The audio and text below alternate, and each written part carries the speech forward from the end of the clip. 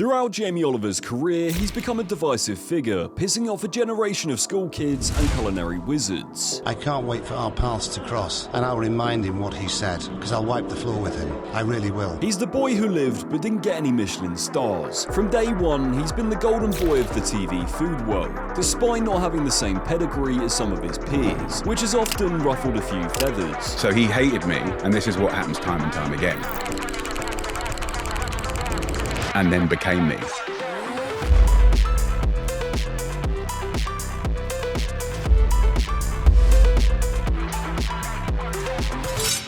Jamie was born on the 27th of May 1975 in Clavering, Essex. He grew up surrounded by food, as his parents Trevor and Sally owned a local pub called the Cricketers. It was at this pub where he was exposed to the fast-paced kitchen environment from an early age, spending much of his childhood helping out in the kitchen, absorbing the skills and techniques that would later define his cooking style. After leaving school, Jamie attended the prestigious culinary school, Westminster College, where he honed his skills and developed a deeper understanding of classical cooking techniques. Despite many critics like myself, Jamie did actually work in several high-profile restaurants in London after graduating. One of his most formative points in his career was his role as a pastry chef at Antonio Carluccio's Neal Street restaurant. It was at this restaurant where Jamie gained two mentors, Gennaro Contaldo and Antonio himself. The pair were both highly respected chefs who specialized in the staples of Italian cuisine. It was during this time under Antonio and Gennaro that their philosophies began to infect Jamie and ignite his love for Italian food, developing a deep appreciation for simple, fresh ingredients that would later all become the base of Jamie's Italian empire. At the age of 23, Jamie moved from Neal Street to another well-known Italian restaurant in London called the River Cafe, which was run by British chef Ruth Rogers and her business partner Rose Gray. This experience working as a sous chef at the River Cafe proved to be a major turning point in his career, as not only did the restaurant emphasize on high-quality, seasonal ingredients, which further embedded Jamie's approach to food, it was also where he caught the eye of TV producers. In 1997, the BBC was filming a documentary called Christmas at the River Cafe, which featured Jamie working along Ruth. We've got a menu that changes twice a day,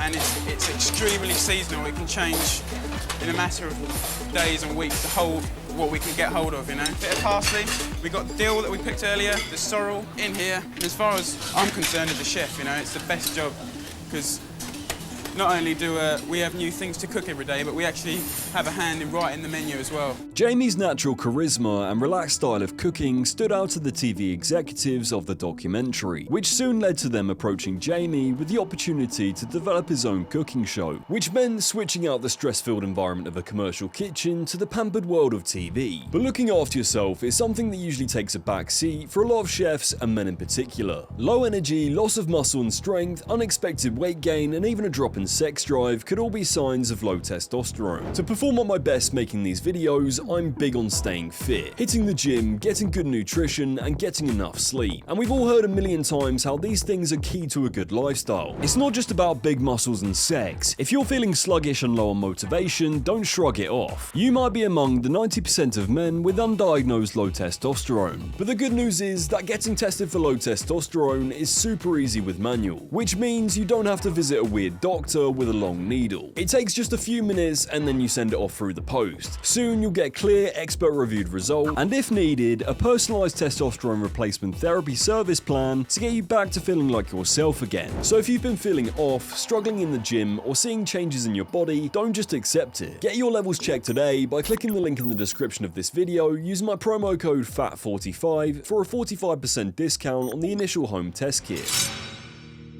In 1999, a fresh-faced 26-year-old Jamie created The Naked Chef. Despite the title, the show wasn't about cooking without clothes on, but rather stripping food down to its bare essentials. Obviously taking a lot of inspiration from his work experience, the idea of the show was to make simple, fresh, and easy-to-make meals. It was a massive success, leading to multiple seasons and the publication of his first cookbook under the same title. The book then became a bestseller. It particularly resonated with the younger generation, and beginners who found traditional cooking intimidating. I'll be real, I think every single household had this book at one point in time. There wasn't a mum who didn't fall for this charming young man's propaganda. Within the space of a year, Jamie had gone from a complete unknown to TV's golden boy. In the same year as Jamie bursting onto the scene, another chef from across the pond was beginning his own journey into fame. 1, 2, 3, 4, 5, 6. This chef was called Antony Bourdain, arguably one of the coolest and most troubled chefs to ever live. Now known primarily for combining his fascinating perspective on travel through the lens of food, Antony worked for decades in the turbulent restaurant industry, working a whole number of jobs while battling addictions. This unfiltered knowledge of knowing what it's really like to live and work in the underbelly of the restaurant world, along with his burning passion for writing, led him to write an article for the New Yorker, titled "Don't Eat Before Reading This." The brutally honest and witty article led to him getting a book deal, allowing him to expand on his experiences. This book, of course, went on to become his iconic memoir, Kitchen Confidential, which detailed stories of drug-fueled shifts, fights, and the cutthroat nature of the business. The book went on to top the New York Times bestseller list, and overnight was considered a cultural phenomenon and a complete game-changer in the food writing genre. This ultimately led to TV opportunities and launched Antony into stardom at the mature age of 43. However, being a lover of the UK and the food scene at that point in time, Antony gave his opinion on Jamie Oliver. Hairless young blonde lad named Jamie Oliver, who is referred to as the Naked Chef. As best as I can comprehend, he's a really rich guy who pretends to scoot around on a Vespa, hangs out in some East End cold-watered flat, and cooks green Thai curry for his mates. He's a TV chef, so few actually eat his food. I've never seen him naked. I believe the term naked refers to his simple, straightforward, unadorned food, though I gather a great number of matroni housewives would like to believe otherwise. Every time I watch his show, I want to go back in time and bully him at school. In a recent podcast interview with Louis Theroux, Jamie responded to Bourdain's opinions of the Naked Chef and how it felt to be disrespected by someone he really admired. You meet people you love, and often they clearly think you're a wanker. I mean, Antony was a tough one for me because the first book that I ever nearly read, so like from a dyslexic point of view, like it's not that I can read, of course, like if you give me a recipe I can read, it's like I'm on that. Words, you know, they're tracking them and just concentration's tricky, but to commit to a narrative book and be part of that story and be submerged into it, I've never had. It's not an emotion that I do through audiobooks, but literally got just over halfway through, I was going to read my first book at the age of 27, and I'm not exaggerating, I was on my honeymoon, and as I put the book down on the Amalfi Coast with my new wife, double-page spread just absolutely brutally destroyed me, and I'm like, it's happened again. I never finished the book because it was just like, you know, how can I? Like, it was just like shit. But also he was cool, and I really loved his work, and you know, actually I kind of felt that a lot of the TV that he made felt like some of the energy that you had in your work, and I just loved it. It was sort of under the skin of things, and it was about culture, and I loved him to bits, but I knew he thought I was a wanker, so that's quite hard to swallow, so you just sort of have to almost forget it. In the memoir, Tony would continue. The big dogs in England, the good guys, the people actually cooking in restaurants, which is what chefs are supposed to do, isn't it? The folks actually fighting the good fight are what's really interesting about the English food scene. Swaggering, eccentric, aggressive, competitive, often brilliant. The big dogs Tony is referring to is of course the Jedi and apprentice pairing of Marco Pierre White and Gordon Ramsay. If you want to find out about their origin story and bitter rivalry, I made a separate video which you should definitely check out. However, over the course of Jamie's career, he hasn't exactly made things easy for himself PR-wise, getting himself involved in controversial campaigns and in drama with the big dogs. In 2007, Jamie branded Marco Pierre White as a psychological bully for his behaviour towards contestants on Hell's Kitchen, which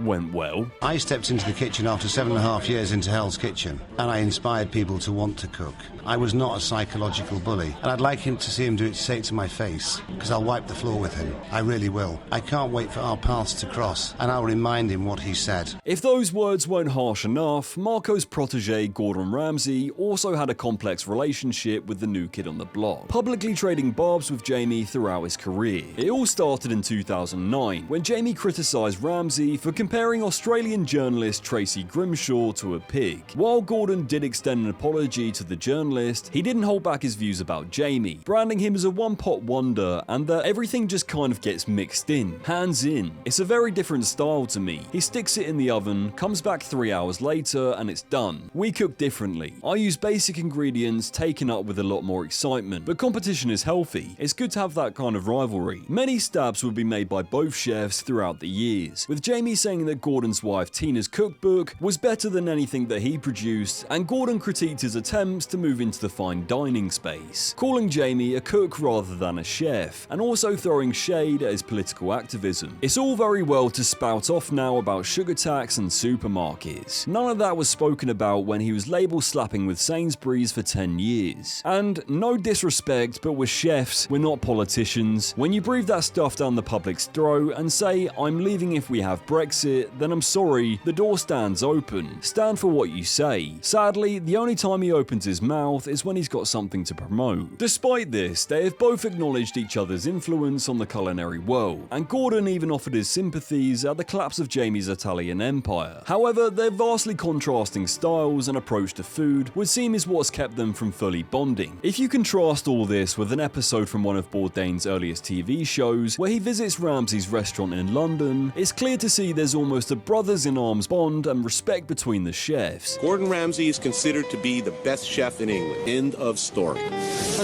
He's operating at a pitch and at a level that requires nothing but excellence. Famously abrasive and brilliantly talented. It's a pain in the ass to make a great consommé, but Gordon's done it. The caviar only makes it that much better. That should stuff him.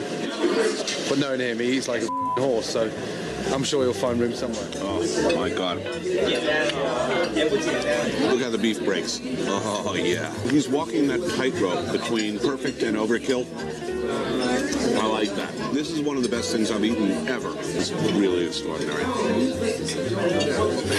My trip to London has been an enlightening experience. Today's British cuisine embraces traditions that are the best of both old and new. I can imagine for a lot of these elite chefs, their thought process of Jamie is like being a soldier without seeing battle. Are you even really a soldier if you don't do what you're trained for? Despite the initial harsh words from Bourdain in his writing, Antony publicly praised Jamie's school food revolution in his book Medium Raw. Jamie Oliver puts his money where his mouth is. He clearly preferred to be an annoying nag than make more money. Sure, he still bring down plenty of dough, but you've got to respect a guy who manages to embarrass the government with a show about what school kids are actually eating. That kind of talk will eventually make you unpopular. It's very rarely a good career move to have a conscience. Most chefs I know where Jamie is on the success-o-meter, they'd be holed up at a Four Seasons somewhere, shades drawn, watching tranny hookers snort off each other. Antony makes some very good points here. You have to respect a guy who makes endless amounts of money, but is actually trying to make some net positive changes to the world. Before even publicly praising Jamie for his efforts, at the Miami Food Festival, Bourdain personally apologized for everything he had said about the naked chef. I think I agreed for the Observer Food Monthly or something like that. I agreed to have a journalist with me for a weekend in Miami for the food festival. And it's like, oh, what's Jamie doing in America? So you have a journalist next to you for bloody 72 hours. Really clever idea. And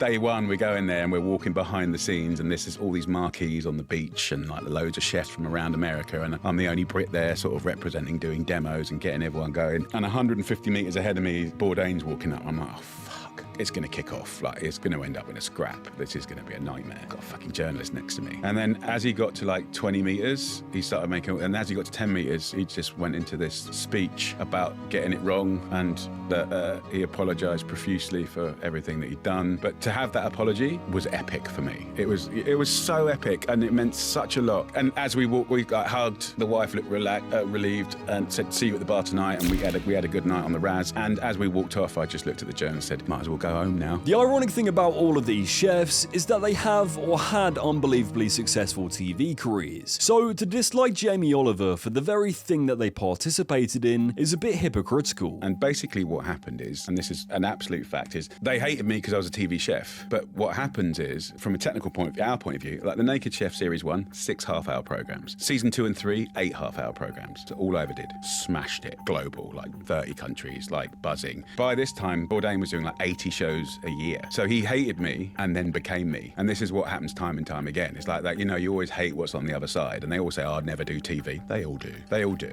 They all change. It's a good point. They all basically make the same shows anyway. While, yes, Bourdain did it better than anyone, if you take a celebrity chef, put them in a different country, and have them try food, congratulations, you have a generic cooking show. But you know what? That's fine. You don't need to reinvent the wheel. In reality, the TV cooking world is a load of bollocks. The people watching are never going to actually try anything that's being cooked. It's entertainment. Bourdain hit the nail on the head when it comes to celebrity chefs and their TV shows. You know, cookbooks and television shows about food. I mean, most of the people who watch your show, they're never going to eat your cake. They've never eaten your cakes, and they never are going to, but they love your show anyway. For better or worse, I mean, and I say this as somebody who's milking this celebrity chef shit for everything I can get, very happily, it's the new pornography. It's people seeing things on TV, just watching people make things on TV that they're not going to be doing themselves anytime soon, just like porn. To the extent to which you can change hearts and minds, to which you can convince people, you know, however silly food television may be, to the extent